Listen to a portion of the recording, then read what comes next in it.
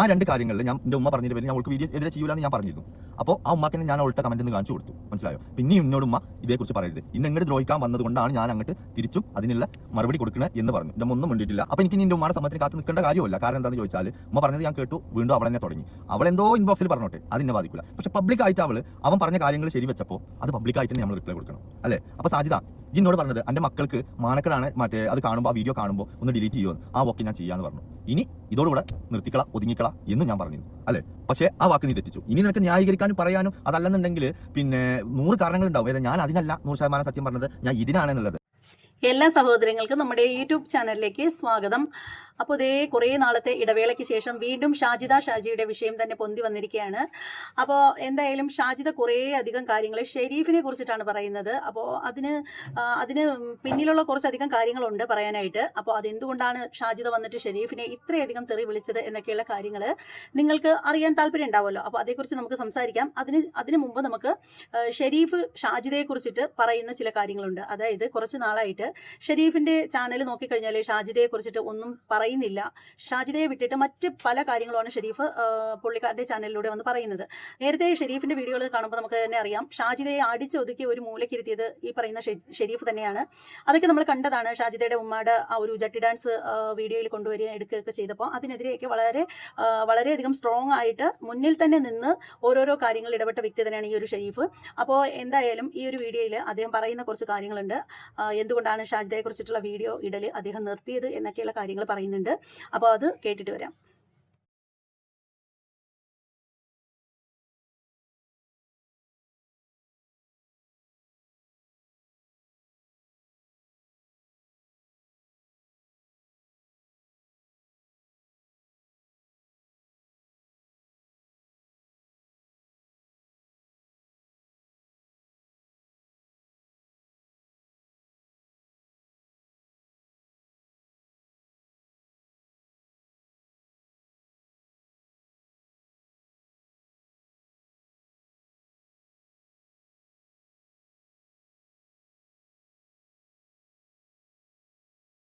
ഞങ്ങൾ അന്നേ പറഞ്ഞില്ലേ ഇവളെ നമ്പണ്ടാന്ന്. ഞാൻ അവളെ നമ്പിയിട്ടൊന്നുമല്ല. ഞാൻ പറഞ്ഞില്ലേ അവളെ വിശ്വസിച്ചിട്ടോ അല്ലെങ്കിൽ അവളെ എല്ലാം നല്ല രീതിയിൽ മുന്നോട്ട് പോകുന്ന ഒരാളാണോ എന്ന് വിചാരിച്ചിട്ടൊന്നുമല്ല ഞാൻ അവളുമായിട്ടുള്ള യുദ്ധം നിർത്തി വെച്ചത്. അപ്പോൾ നമ്മളോടൊരു വ്യക്തി പറ്റിയ തെറ്റേറ്റ് പറഞ്ഞ് എനിക്ക് പൊരുത്തപ്പെട്ടുകൊണ്ടാ എൻ്റെ അടുത്ത് സംഭവിച്ചു പോയി, എൻ്റെ ജീവിത സാഹചര്യം കൊണ്ടാണ് അങ്ങനെയൊക്കെ പറ്റിയത് എന്ന് പറഞ്ഞിട്ട് ഒരാൾ വന്ന് നമ്മളോട് പറയുമ്പോൾ അത് പുറത്ത് കൊടുക്കുക എന്നുള്ളത് ഒരു മനുഷ്യനായി ജീവിക്കുന്ന ഒരു വ്യക്തിക്ക് നിർബന്ധമാണ്.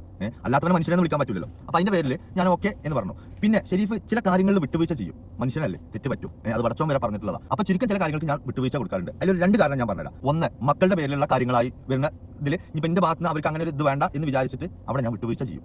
2, മാതാപിതാക്കളുടെ കാര്യത്തിൽ അവർക്ക് വിഷമം ഉണ്ടാക്കണേ അതല്ലെന്നുണ്ടെങ്കിൽ ഓലെ സംബന്ധിച്ചിട്ടുള്ള കാര്യങ്ങൾക്ക് എൻ്റെ ഭാഗത്ത് എന്തെങ്കിലും സംഭവിക്കുകയാണെങ്കിൽ അവിടെയും ഞാൻ വിട്ടുവീഴ്ച ചെയ്യും, മനസ്സിലായോ? ആ 2 കാര്യങ്ങളിൽ ഞാൻ എൻ്റെ ഉമ്മ പറഞ്ഞതിന്റെ പേര് ഞാൻ അവൾക്ക് വീഡിയോ എതിരെ ചെയ്യൂലെന്ന് ഞാൻ പറഞ്ഞിരുന്നു.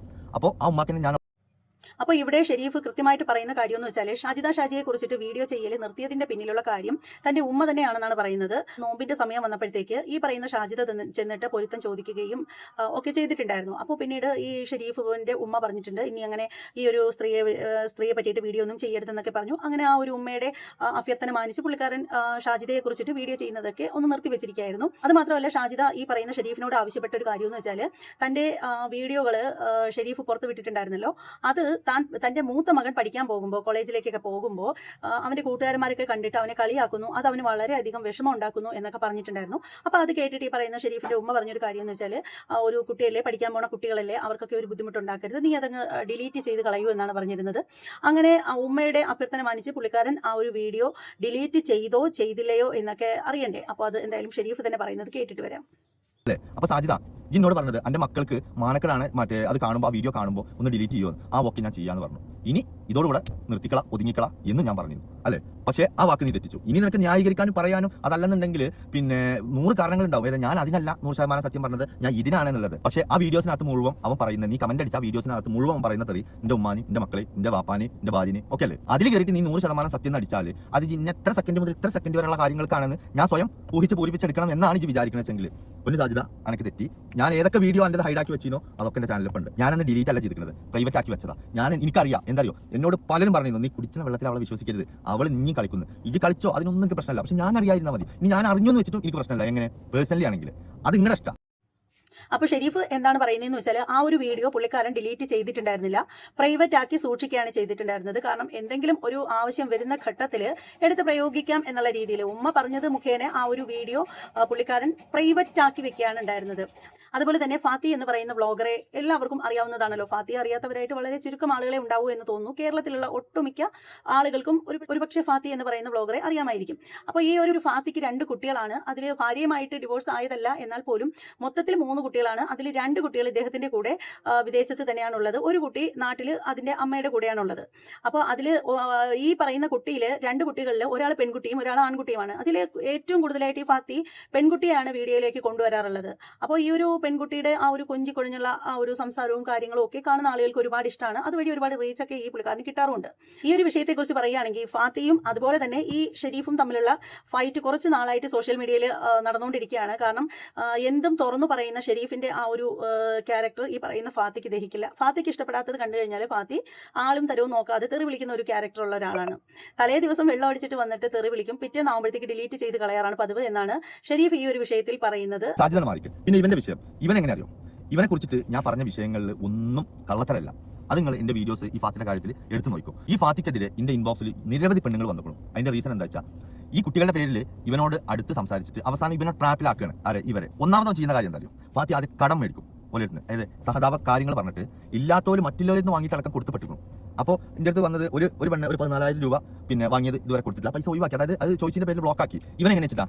ഇവ ആദ്യം നല്ല രീതിയിൽ സംസാരിക്കും, ഈ കുട്ടികളെ കൊണ്ട് വീഡിയോ കോളും കുട്ടികളെ കൊണ്ട് കാര്യങ്ങളൊക്കെ സംസാരിക്കും. എന്നിട്ട് ഇവന്റെ സങ്കടം പറയും, ഇവന്റെ കഷ്ടപ്പാടുകൾ പറയും. അപ്പോൾ അത് കേൾക്കുന്ന ഒരാൾക്ക് ഒരു വാപ്പ ഇത്രയും 2 മക്കളെ അങ്ങനെ വളർത്തല്ലേ എന്ന് വിചാരിച്ചിട്ട് ഇവൻ കാശ് കടം ചോദിക്കുന്നതോടുകൂടെ ഈ കാശാണ് കൊടുക്കും. ഇതിന്റെ ട്വിസ്റ്റ് എന്താ അറിയോ? ഈ കാശ് ഇവന്റെ കയ്യിൽ പെട്ട് കഴിഞ്ഞിട്ടുണ്ടെങ്കിൽ ആദ്യത്തെ കുറച്ച് ദിവസം ഭയങ്കര ഡീസന്റ് ആയിട്ട് അവൻ സംസാരിക്കാം. പിന്നീട് 2-3 ദിവസം കഴിഞ്ഞാൽ ഇവന്റെ ടോപ്പിക് മാറും. പിന്നെ ഇവന്റെ യഥാർത്ഥ ഉള്ളിലുള്ള ആ കാമഭ്രാന്തില്ലേ അത് എടുക്കാൻ തുടങ്ങും. അത് എടുത്തു കഴിഞ്ഞാൽ ആദ്യം ഇവരോട് ആവശ്യപ്പെടുന്നത് എന്താ അറിയോ? Photos, videos. ഇതാണ് ഇവ ആവശ്യപ്പെടുന്നത്. അപ്പോൾ അവർ എന്നോട് പറയാണ്, എന്താ ഫാത്തി നീ ഇങ്ങനെയൊക്കെ പറയുന്നത്? ഞാൻ നിന്നെ സഹായിച്ച ആൾ കൂടി അല്ലേ? അപ്പോൾ എന്താ ഇങ്ങനെയൊക്കെ സംസാരിക്കണം? കുറച്ച് നല്ല രീതിയിൽ സംസാരിക്കുക. ഞാൻ മക്കൾക്ക് വേണ്ടിയിട്ടല്ലേ ഞങ്ങൾ ഇങ്ങനെ അനക്ക് ചെയ്തു തന്നത്. പിന്നെ എന്താണ് ഇങ്ങനെയൊക്കെ പറയുന്നതെന്ന് ചോദിച്ചാൽ ഇവരൊറ്റ ബ്ലോക്ക് ചെയ്ത് പോക്കാം. പിന്നെ ആ കാശുമില്ല, ആ ഐഡി ഇല്ല. ഇനി അഥവാ ഈ വിഷയം വേറെ ആളായി ഷെയർ ചെയ്താൽ ഇവ എന്താ ചെയ്യാറിയോ? ചിലപ്പോൾ ആ വ്യക്തി ഇൻസ്റ്റാഗ്രാമിൽ വരെ ഒരു ഫോട്ടോസ് സ്റ്റോറി പോലും വെക്കാതായിരിക്കും. പക്ഷേ ഇവൻ നല്ല സത്യസന്ധനല്ലേ ഇങ്ങനെ മക്കളെ ആ ഫോട്ടോ ഇവൻ ഒന്നല്ലെന്നുണ്ടെങ്കിൽ വേറെ മൊബൈൽ വെച്ചിട്ട് വൺ ടൈം ആണെങ്കിൽ വേറെ മൊബൈൽ വെച്ചിട്ട് ഇവന് ഫോട്ടോ എടുത്തിട്ടുണ്ടാവും. അതല്ലെന്നുണ്ടെങ്കിൽ സേവ് ചെയ്ത് വെച്ചിട്ടുണ്ടാവും. എന്നിട്ട് അത് അവനൊരു ഫോൾഡറിലാക്കി അവിടെ മാറ്റിയേക്കാണ്. ഇതിനുശേഷം എന്തെങ്കിലും പൈസ തിരിച്ച് ചോദിക്കുമ്പോഴോ അതല്ലെങ്കിൽ പൈസയുമായിട്ട് എന്തെങ്കിലും ബന്ധപ്പെട്ട കാര്യങ്ങളോ വരികയാണെന്നുണ്ടെങ്കിൽ ഇവൻ എന്ത് ചെയ്യും? ഈ ഫോട്ടോ വാങ്ങിട്ട് തന്നെ അവർക്ക് കൊടുക്കും. എന്നിട്ട് പറയും ആവശ്യമില്ലാത്ത കാര്യങ്ങളിൽ ഇടപെട്ടാൽ പിന്നെ അവസ്ഥ എങ്ങനെയാണ്? ഇത് പ്രശ്നമാക്കാനാണ് ഉദ്ദേശിക്കുന്നതെങ്കിൽ ഞാനും പ്രശ്നമാക്കും, ഞാൻ അങ്ങനെ ചെയ്യും, ഇങ്ങനെ ചെയ്യും, എൻ്റെ ഫോട്ടോ വെച്ചാൽ അങ്ങനത്തെ ഇത് ചെയ്യും, എൻ്റെ വോയിസ് ഞാൻ പുറത്ത് വിടും എന്നൊക്കെ പറഞ്ഞിട്ട് അവരെ നെട്ടിക്കും. അപ്പോൾ നല്ല രീതിയിൽ നിൽക്കുന്ന സമയത്ത് ഇവർ സംസാരിച്ച കാര്യങ്ങൾ എല്ലാം ഇവന്റെ കയ്യിൽ വോയിസ് ആയിട്ടുണ്ടാവും, ഇവൊക്കെ സേവ് ചെയ്തിട്ടുണ്ടാവും. അപ്പോൾ ഈ വ്യക്തികൾക്ക് നിഷേധിക്കാൻ പറ്റില്ല. ഈ വ്യക്തികൾ എന്ത് ഉദ്ദേശത്തോടെയാണ് ഇവന്റെ അടുത്ത് വന്ന് ആ കാര്യങ്ങളൊക്കെ മാറി മറിഞ്ഞിട്ടുണ്ടാവും. പിന്നെ അവിടെ നടക്കുന്നത് എന്താ വെച്ചാൽ പിന്നെ ആരും ഇപ്പം ഞാൻ ഇതിന് മുമ്പ് ഈ ഫാത്തിനെ കുറിച്ചിട്ട് പെണ്ണിങ്ങനെ കോൾ റെക്കോർഡ് ഞാൻ ചെയ്തില്ല.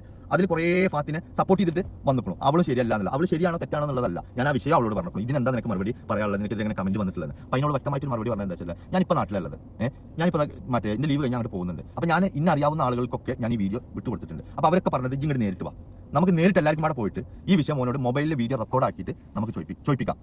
എന്നിട്ട് ആ വീഡിയോ നമുക്ക് ഷെരീഫിന് വിട്ടുകൊടുക്കാം. അതും ഷെരീഫ് പോസ്റ്റ് ചെയ്യട്ടെ. കാരണം ഓൻ പറഞ്ഞത് ഓൾറെഡി ഫോട്ടോ അടക്കം വെക്കുക എന്നുള്ളതല്ലേ. അപ്പോൾ അവർ എനിക്ക് തന്ന വാക്കെന്താ? ഇപ്പോൾ ഷെരീഫ് ഒന്നും വേണ്ട, അപ്പോൾ അവൾ നാട്ടിലല്ലേ, അവളിങ്ങോട്ട് കയറി വരട്ടെ, അവളെ കൊണ്ട് തന്നെ നമുക്ക് ഇത് അവൻ്റെ മുഖത്ത് നോക്കിയിട്ട് അന്ന് എന്താണോ ഉണ്ടായെന്നുള്ളത് നമുക്ക് ചോദിപ്പിക്കാന്ന് പറഞ്ഞത്. ഞാൻ ശരി ആയിക്കോട്ടെ, അത് ഞാൻ വെയിറ്റ് ചെയ്യാം. അപ്പോൾ ഞാൻ കമന്റിനൊന്നും റിപ്ലൈ കൊടുക്കുന്നില്ല എന്ന് പറഞ്ഞത്. അപ്പോൾ അത് അവിടെ നിൽക്കട്ടെ. അപ്പോൾ ഇവന്റെ കാര്യം എന്താണെന്ന് ചോദിച്ചാൽ എങ്ങനെ കാശ് കടം ചോദിച്ചാൽ ഞാൻ പറഞ്ഞ ഒന്നാമത്തെ കാര്യം ഇത് തിരിച്ചു ചോദിക്കണമെങ്കിൽ ബ്ലോക്ക് ചെയ്യും, അതല്ലെങ്കിൽ ഫോട്ടോ വെച്ച് ബ്ലാക്ക്മെയിൽ ചെയ്യും. രണ്ടാമത്തെ കാര്യം വേറെ വിഭാഗമുണ്ട്. ഓല് ചിലപ്പോൾ ഇവന്റെ സംസാരത്തിൽ ഇതിലേക്ക് വീണിട്ട് എന്തെങ്കിലുമൊക്കെ ഒന്ന് കൊടുത്തിട്ടുണ്ടാവും ഫോട്ടോസ്. ഈ ഫോട്ടോസ് വെച്ചിട്ടാണ് പിന്നെ അവൻ്റെ ബ്ലാക്ക്മെയിലിങ്. ഇപ്പം ഇന്നൊന്നും അറ്റ്ലീസ്റ്റ് വേണ്ട. ഇന്ന് അവൻ്റെ സ്റ്റോറിയിൽ ഒരു പെൺകുട്ടിയുടെ ഫോട്ടോ വെച്ചിരിക്കണം അവന്. അതെന്തായാലും റീസൺ അറിയോ? ആ പെണ്ണ് പറഞ്ഞത് എന്താ അറിയോ? പിന്നെ നിങ്ങൾ എന്തിനാ ഇത്ര തെറി പറയുന്നത്? നിങ്ങളുടെ മക്കളല്ലേ അപ്പുറത്തിരിക്കുന്നത്, അവർ കേൾക്കുന്നില്ലേ? കുറച്ചൊക്കെ സംസ്കാരത്തോടെ നിങ്ങൾക്ക് പെരുമാറിക്കും. നിങ്ങളെ വല്ല ന്യായം ഉണ്ടെങ്കിൽ നിങ്ങൾ അത് പറഞ്ഞോ, ഇതിനെ ഈ തെറി വിളിക്കുന്നതെന്ന് പറഞ്ഞപ്പോൾ എനിക്കറിയാത്ത ഒരു പെണ്ണാണ് ഈ പെണ്ണ ഈ പറഞ്ഞത്. അവളുടെ അഭിപ്രായം പറഞ്ഞിട്ടോ അതടക്കം ഇവടുത്തിട്ട് സ്റ്റോറി ഇട്ടു. എങ്ങനെ കമന്റ് അല്ല ഇട്ടത് ആ പെണ്ണിന്റെ. അതായത് അപ്പോൾ ആ പെണ്ണും പെണ്ണും തമ്മിൽ എന്തെങ്കിലും ബന്ധമുണ്ടെന്ന് കാണുന്നവരാണ് വിചാരിച്ചോട്ടെ എന്ന് വിചാരിച്ചിട്ട് അവളെ തോൽപ്പിക്കാൻ വേണ്ടിയിട്ട് ഇവ സ്റ്റോറി ഇട്ടു.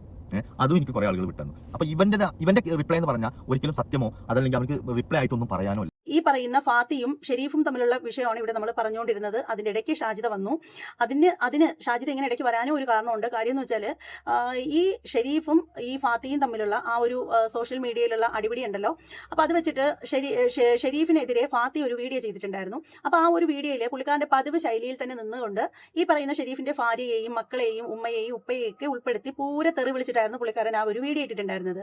അപ്പോൾ അതിൻ്റെ അടിയിൽ പറഞ്ഞത് 100% ശരിയാണ് എന്ന് പറഞ്ഞിട്ട് ഷാജിദ വന്നിട്ട് ശരിവെക്കുന്ന രീതിയിൽ ഒരു എന്താ പറയുന്ന ഒരു കമന്റ് ഇട്ടിട്ടുണ്ടായിരുന്നു.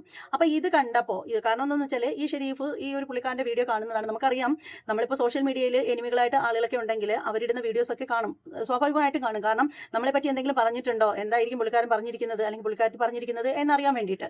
അപ്പോൾ ഇയാൾ നോക്കുന്ന സമയത്ത് ഷാജിദ ഷാജി ആ ഒരു വീഡിയോയുടെ താഴെ വന്നിട്ട് പറഞ്ഞത് 100% ശരിയാണ് എന്ന് പറഞ്ഞിട്ട് കമന്റ് ഇട്ടിരിക്കുന്നു. അപ്പോൾ ഇത് കണ്ടു കഴിഞ്ഞപ്പോൾ ഷെരീഫിന് വീണ്ടും ഷെരീഫിന്റെ ആ ഒരു പഴയ സ്വഭാവം വന്നു. ഉമ്മച്ചി പറഞ്ഞത് മൂലം പുള്ളിക്കാരൻ ആ ഒരു ഷാജിദയെ കുറിച്ചിട്ടുള്ള വീഡിയോസ് ഒക്കെ പുള്ളിക്കാരൻ നിർത്തി വെച്ചിരിക്കുകയായിരുന്നു.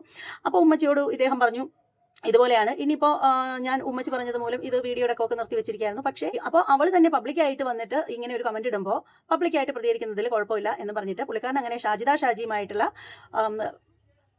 പബ്ലിക്കായിട്ട് തന്നെ പ്രതികരിക്കുന്നതിൽ യാതൊരുവിധ കുഴപ്പമില്ല എന്നുള്ള തിരിച്ചറിവോടുകൂടി അയാൾ ഇപ്പോൾ പൂർവാധികം ശക്തിയോടുകൂടി വന്നിരിക്കുകയാണ്.